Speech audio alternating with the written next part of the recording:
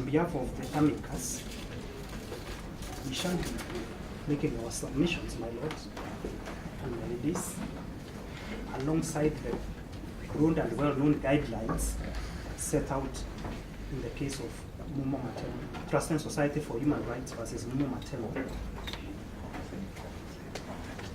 which is set out in the limits of the amicus. We shall be neutral to the parties, my lords. For us, ours is purely fidelity to the law, and we shall not be dwelling on the facts, my lords. My lords will confirm that we have not been involved in any of the interlocutory applications which have been argued before you, save for the very necessary application for joinder,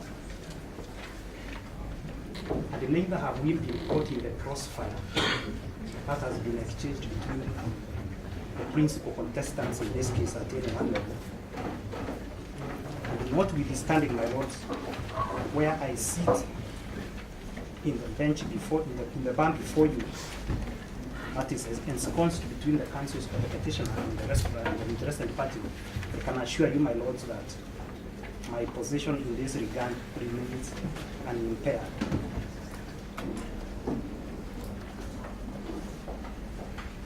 My lords, the issues which I'll be addressing have been properly captured by the issues, the list of issues which were filed by the first respondent with regard to the amicus brief. And that is whether the arrest and intended prosecution of the petitioner is in the public interest,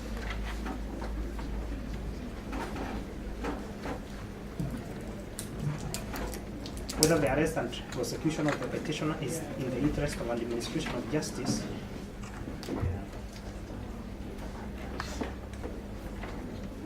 whether there is need to avoid abuse of the legal process,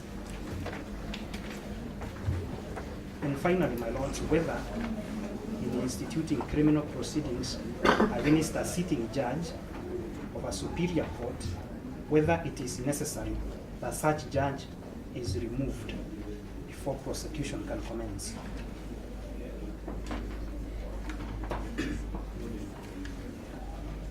My lords, in addressing these themes, which I will address globally, I'll make references to submissions dated 6th November 2018, which were filed together with the which were filed in support of the application for joinder.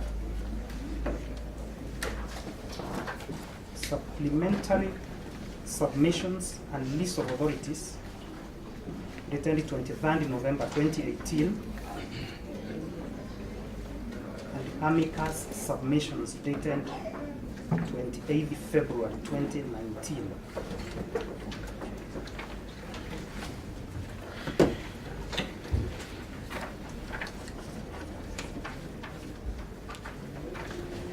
My lord, I open these submissions by stating that the Constitution of Kenya 2010 establishes a democratic state wherein the people are recognized as sovereign. As the gist of Chapter 1 and 2. An elaborate Bill of Rights is set out in Chapter 4, which belong to each and every individual, my lord. The Constitution also sets out the architecture of government to include 3 arms, namely, my lords and ladies, legislature, Chapter 8, the executive, Chapter 9, and the judiciary, Chapter 10.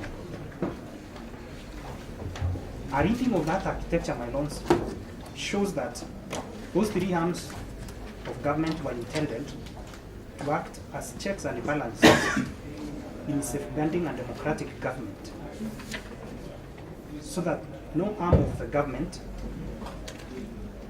is to interfere with the legitimate exercise of power bestowed on another arm of government, my lord and my ladies.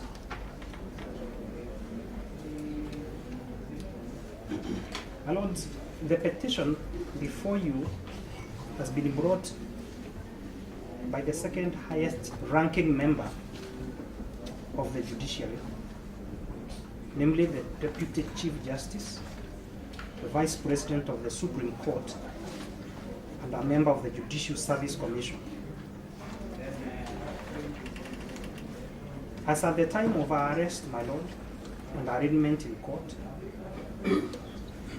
she still occupied that office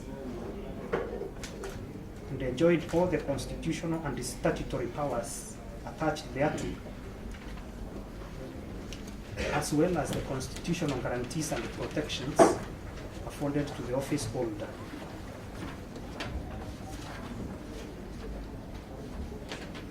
My lords, my ladies, the first respondent is the Constitution Office, established pursuant to Articles 157 and 158 of the Constitution.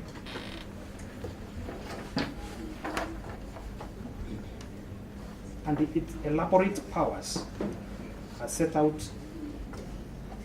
in Section 5. In Section 5 of the Act, the Enabling Act, my ladies, my lords, the Office of the Director of Public Prosecutions. And they are also set out therein guiding principles pursuant to which those powers are to be exercised. Section 5 of that Act, my lords, my ladies. That office is also an independent office pursuant to Section 6. And it is an office under the executive arm of government, because it falls under under the chapter of the executive government, my lords, my ladies. Part of the mandate of the first respondent, my lord, my lady, is to investigate, is to direct the Inspector General to investigate crimes. I read the Inspector General to be the second respondent in the matter before you. He is also entitled to institute and undertake criminal proceedings, pursuant to Section 5.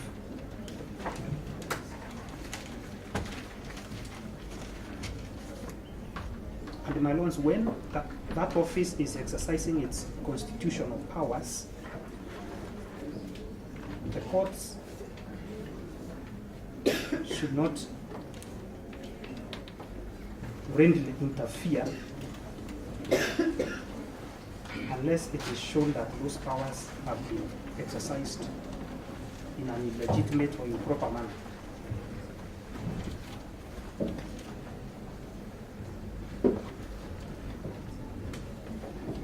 My lords, some of the instances where the court may interfere with exercise of those powers include where the criminal prosecution has been commenced in the absence of factual foundation or basis,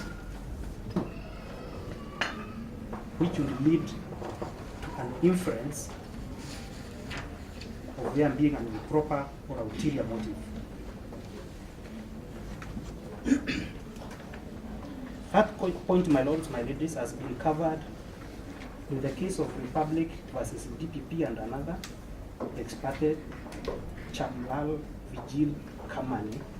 It's page number 155 of the amicus submissions. See page number 202, my lords, my ladies.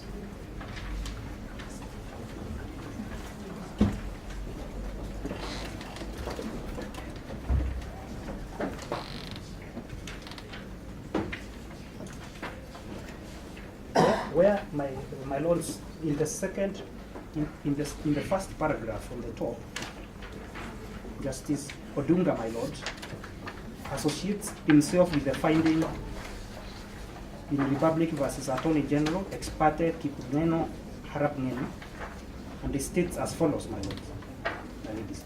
A criminal prosecution which is commenced in the absence of proper factual foundation or basis is always suspect for ulterior motive or improper purpose. Before instituting criminal proceedings, there must be in existence material evidence on which the prosecution can say with certainty that they have a prosecutable case. A prudent and cautious prosecutor must be able to demonstrate that there's a reasonable and probable cause for mounting a criminal prosecution. Otherwise, the prosecution will be malicious and actionable. My lords, another ground on which those powers may be interfered with by the courts is where it is demonstrated that there is abuse of the court process to settle personal scores.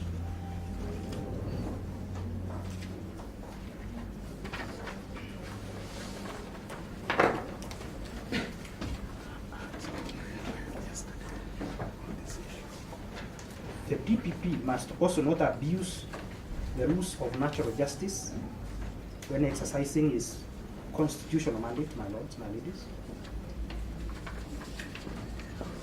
I refer you to page number 233 of our authorities, my lords. The case of Diana Ketty Kilonzo versus the IBC and 2 others.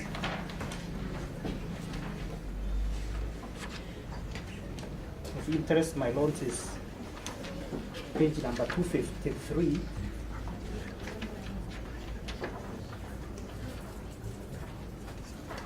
The second paragraph from the top. Page number 253, my lords, my ladies. My lords, the second paragraph. The maxim nemo jude maxim in causa sua requires that a person or body bound by the rules of natural justice should act in a fair and impartial manner. Its role is not confined to cases of actual bias, which are relatively rare in practice, but relates to the public perception of the impartiality of the decision-making process and to the maintenance of public confidence in the administration of justice and the carrying out of administrative functions. My lords, the point I'm going to be stressing based on this is that the bias being talked about is not necessarily the actual bias, but what would appear in the mind of a right-thinking member of the public, an ordinary right-thinking member of the public, when they see the powers of the DPP have been exercised. They need to believe that those powers have been exercised with the observance of the rules of natural justice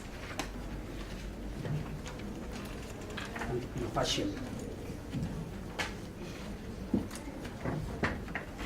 My lords, my ladies, the DPP must also not abuse the legal process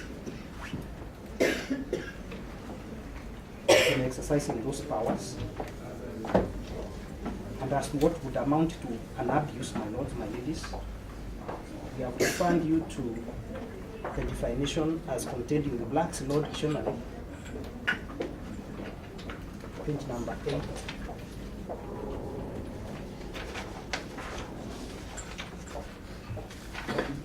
Page number 8 of our submissions.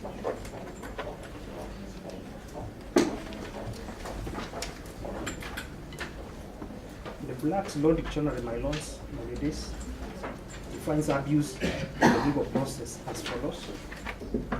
It is everything which is contrary to good order, established by usage, that is a complete departure from reasonable use.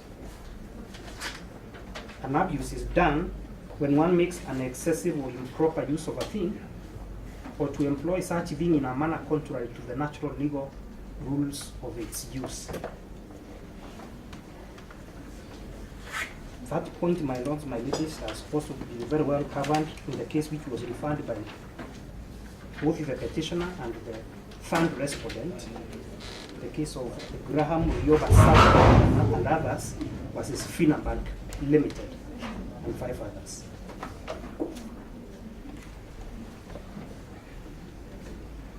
Another instance, my lords, my ladies, where the powers of the DPP could be interfered with is where there exists sufficient and adequate mechanisms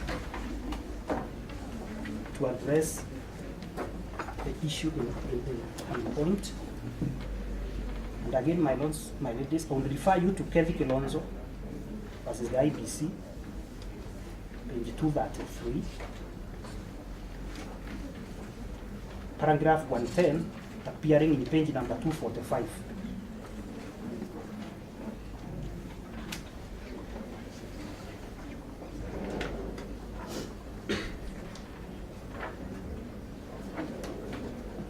My lord, where there exists sufficient and adequate mechanisms to deal with a specific issue or dispute by other designated constitutional organs, the jurisdiction of the court should not be invoked until such mechanisms have been exhausted.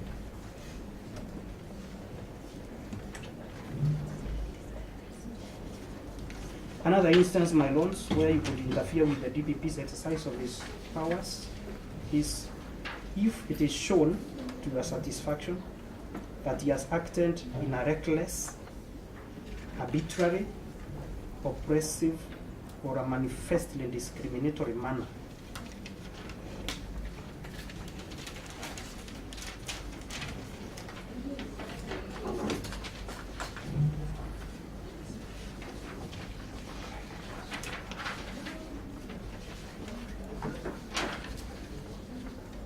My lord, I will now move on to discuss the impact of the charges which have been laid against the petitioner on the independence of the judiciary.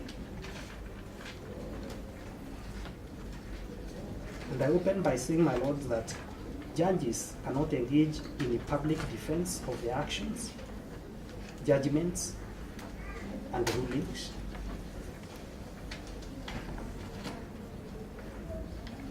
And that the Constitution sets out an elaborate mechanism which is entrenched statutorily for purposes of addressing complaints and misconduct, including gross misconduct.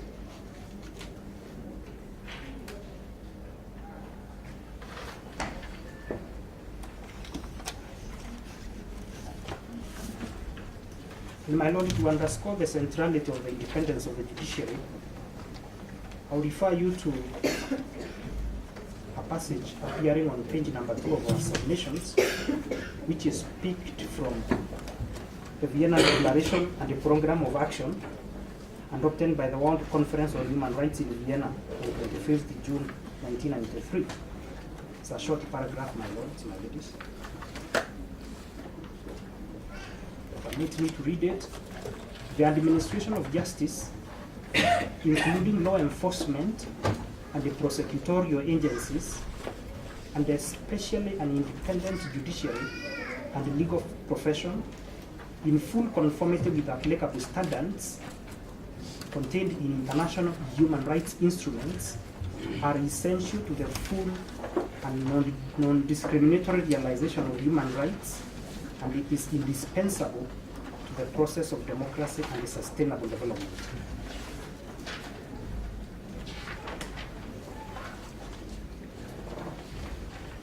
My lords, my ladies, the importance of maintaining the independence of the judiciary is again repeated in value number 1 of the Bangalore Principles of Judicial Conduct, which open by stating that judicial independence is a prerequisite to the rule of law.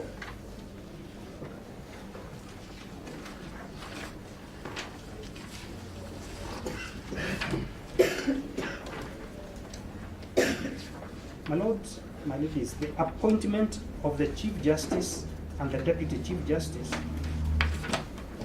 is well covered in Article 166 of the Constitution.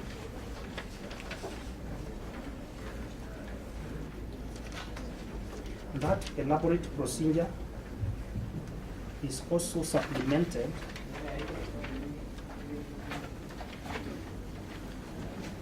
sorry, my lord, my ladies.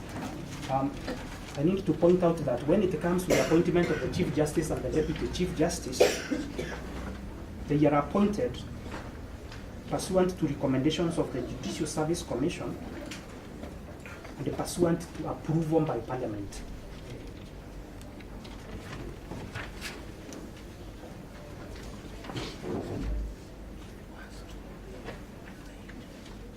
The requirement of approval to Parliament, my lords, my ladies, does not apply to the rest of the judges of the superior courts.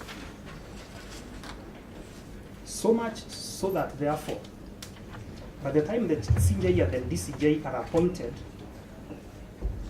the three arms of government have given their stamp of approval. I want to submit, my lords, my ladies, that the reason why this is so is the centrality of the people of Kenya, which is so much emphasized in the Constitution of Kenya 2010, which reposes the sovereignty with the people.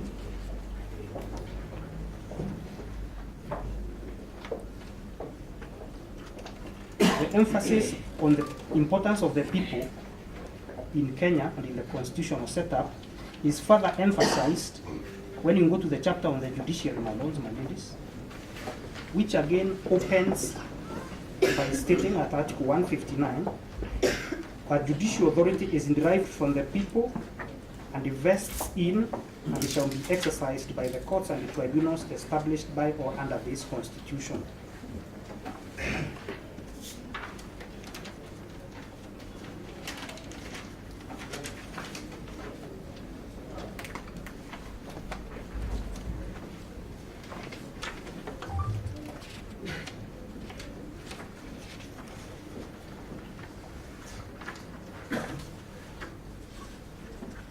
My lords, my ladies, the DCJ, the petitioner in this matter, plays a very crucial role in the judiciary, in that apart from the designated positions which I have stated to you, in the event of removal of the Chief Justice from office, my lords, my ladies,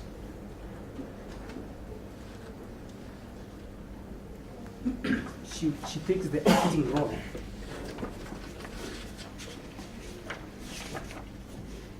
of the Chief Justice.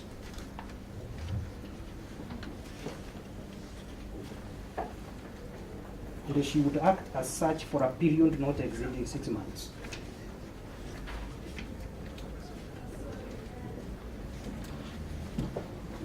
Consequently, my lords and my ladies, I would submit that the appointment of the Deputy Chief Justice is almost to a level similar to the one of the Chief Justice.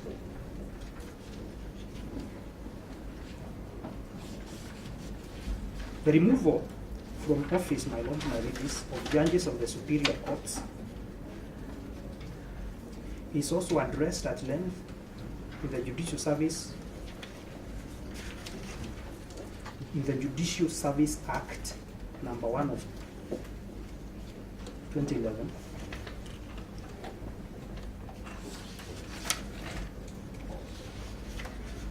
My lords, my ladies will note that during the hearing of such removal, the threshold set therein is not as high as the one set during a court process. During that hearing, my lords, my ladies, the tribunal is not bound by the strict rules of evidence. I submit, my lords, my ladies, that the reason why this is so is because the judge must remain above reproach, so that it does not require very hand evidence to remove the judge from office.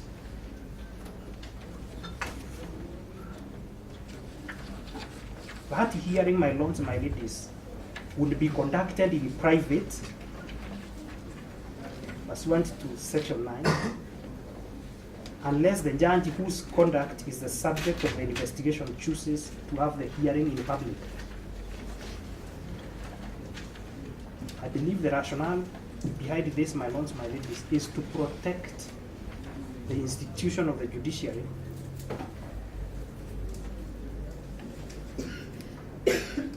whose cornerstone rests on the public confidence that it is held with. The judiciary is one arm of government which does not control an army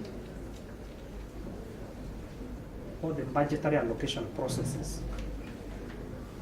It draws its authority from the confidence with which it is held by the public. And if that confidence is eroded, the judiciary, my lords, my ladies, would be normal.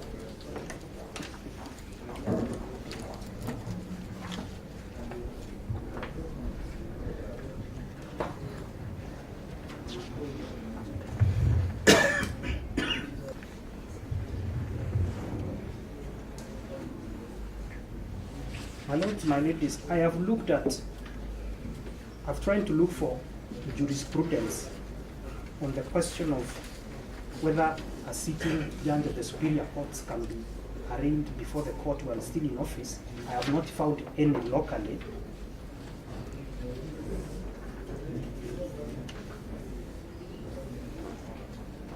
But I have gotten an authority, my lord, my ladies, from Nigeria, Commonwealth jurisdiction, which I find to be on all fours with the matter before you. It's an authority which was also referred to by one of the petitioner's advocates and my lecturer, Professor Ben Sian. It is appearing as the last authority in the amicus supplementary list of authorities filed on 26 November 2018. The case of Honorable Justice Hialenzira Ngajiwa versus the Federal Republic of Nigeria.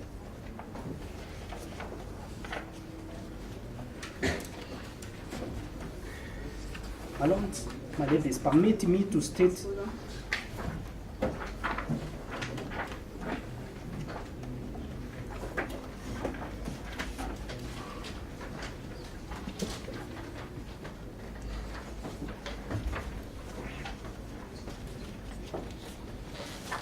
you could say that again slowly so I don't seem to locate it. Supplementary list of authorities filed on 26 November 2018.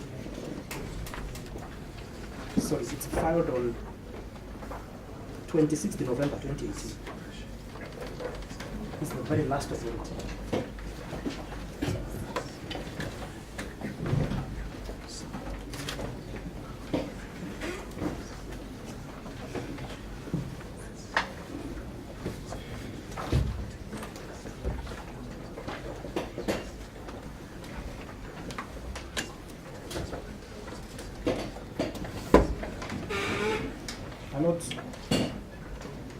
The facts of this matter, briefly put, are the appellant was charged for the offenses ranging from unlawful enrichment by a public officer to giving false information contrary to the criminal law of Lagos State, Section 392A of the EFC Establishment Act 2004.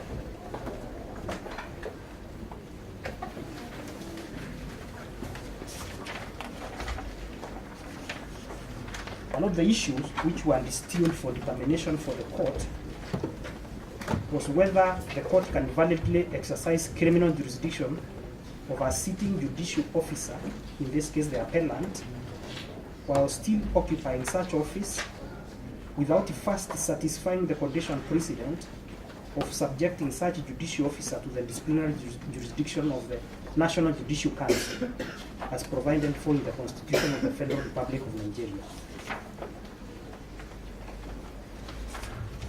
The court gave its rationale in the second last page of that authority, second last paragraph.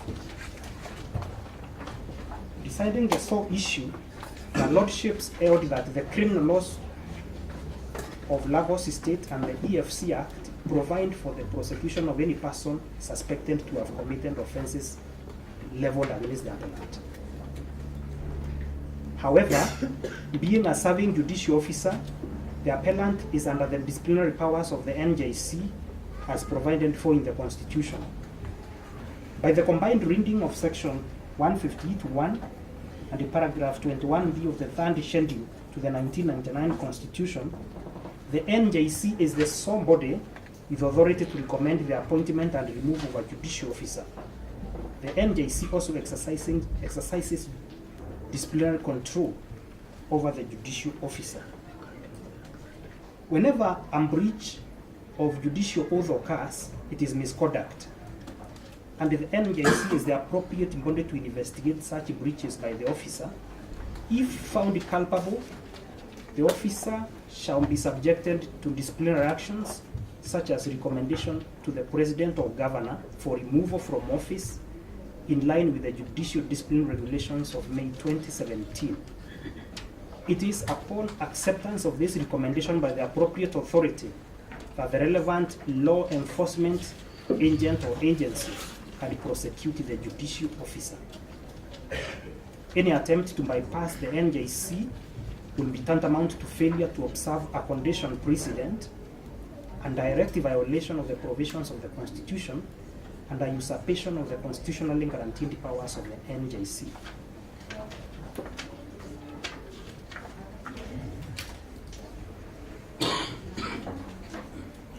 Court further noted, my lords, my ladies, that a salient condition for the exercise of jurisdiction of court in a given case is that the suit must have been commenced by due process of law and upon fulfillment of all conditions precedents to the assumption of jurisdiction. So that therefore, where the condition precedents have not been met, then the jurisdiction of the court becomes an issue also.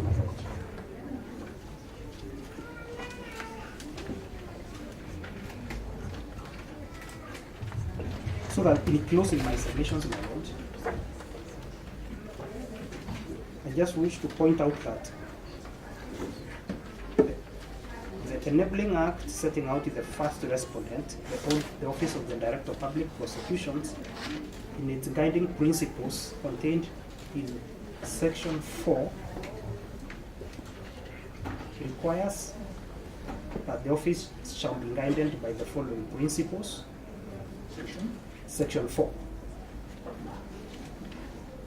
To take into account the diversity of the people of Kenya, impartiality and gender equity, rules of natural justice, promotion of public confidence in the integrity of the office, the need to discharge the functions of the office on behalf of the people of Kenya, the need to serve the cause of justice, to prevent abuse of the legal process and public interest, protection of the sovereignty of people, secure the observance of democratic values, and the promotion of constitutionalism.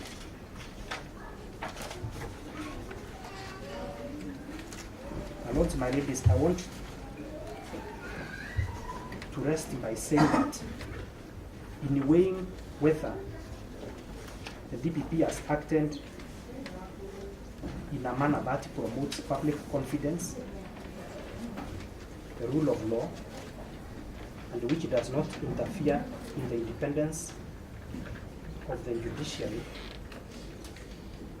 you weigh this on the scales of the perception of the people of Kenya, who are very much emphasized in both the Constitution and the enabling statutes. With regard to the matter before you, who would require to pass a judgment on whether what has been done impartially, especially where a senior judicial officer has been charged while still in office before an officer who is subordinate to our office. Most obliged, my lord.